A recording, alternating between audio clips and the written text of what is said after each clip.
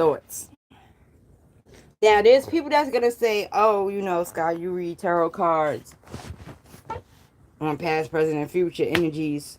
So it's the same thing. I say that is not, because when people really get into the study of necromancy, then they understand it's a whole entire different type of ritual. Now, how my understanding of necromancy is more closer to dealing with graveyard work.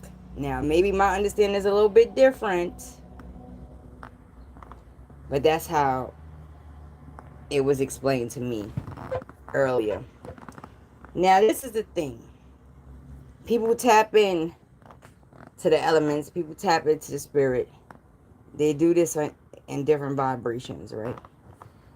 The issue is when you tapping in, your intentions is bullshit, and your vibration is off, or you in a lower vibration. So, for instance, if you're in a low vibration and you trying to tap in to your ancestors, or you trying to tap into the elements, then you're only going to gravitate towards that. Now, there are people who understand that there are people who gravitate toward a higher vibration, right? And so they able to tap into their ancestors, into the elements in a higher, let's say, vibrational altitude. And this is where, you know, in spirituality, jealousy and envy may enter the situation. Every time I tap in, it's always going to be in good energy. If I'm not in good energy, you're not going to see me tapping in, because I'm not trying to tap into a lower volatile frequency. It's just that simple. Outside of that, I'm not going to tap into a frequency or a volatile frequency to toss it against another individual. When people start tapping in, talking to the elements, talking to the ancestors, and their purposes is to communicate with them and have those energies and vibrations and elements attack another individual, you in the wrong vibration. You shouldn't be tapping it anyway, because none of the systems was put there for that. Not even necromancy.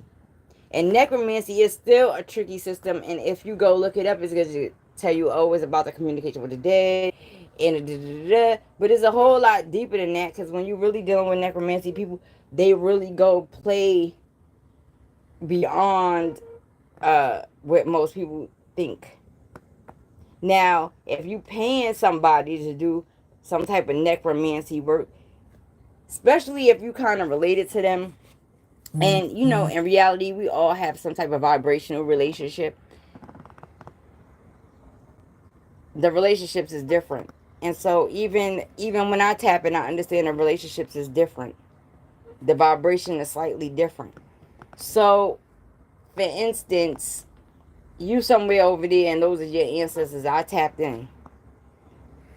I'm going to tap in on a neutral vibration, because those are your ancestors.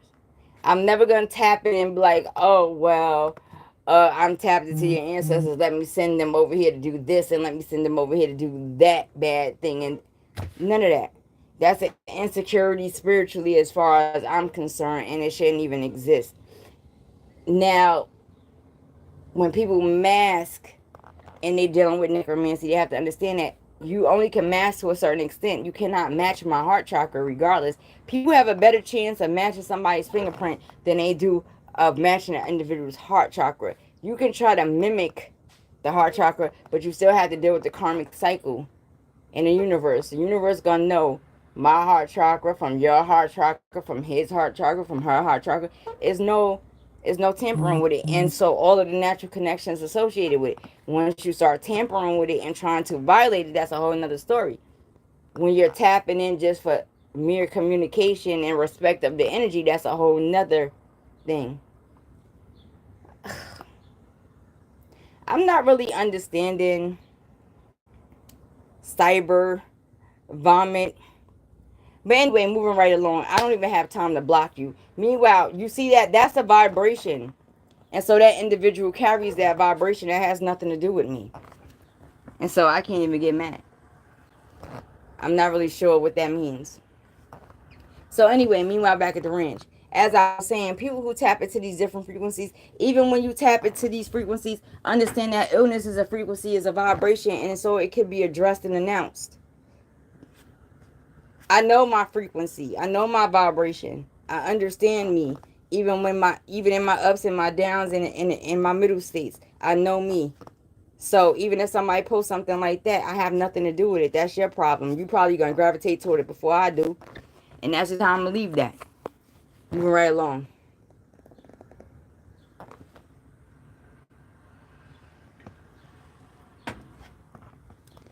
Frequency is not only on a physical level, emotional level, a spiritual level, or a molecular level. I understand my molecular level. Anyway,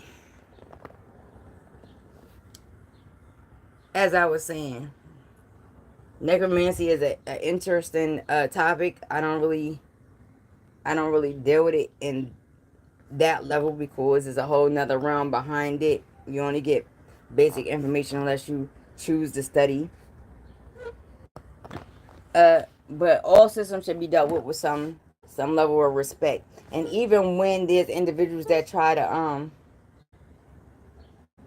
even when there's some individuals, yo, you making me laugh, whoever you are, you play too much. Anyway, even when, you know, we're dealing with these systems, as I was saying, it has to be done with some respect. But outside of that, when we in situations where there's vibrations or energies or individuals who try to dart energy towards you to block you from it, you have to understand the history that it has happened in every system in some shape, form, and fashion. And so in that system, even spirit and vibration has provided additional ways for us to tap in even when we at a fault or at a lack. And so that's why spirituality can never be taken from one at all. Period. Period. And that's why when certain individuals pop up on a live, they get ignored or laughed at by Sky in real life. Deuces, it is me, NBT Sky. I will see you for the second part of Aquarius. Deuces.